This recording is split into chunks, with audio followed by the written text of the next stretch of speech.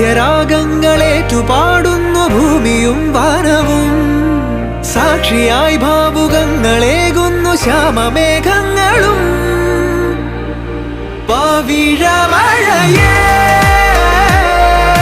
നീ പെയ്യുമോ ഇന്നിവളെ,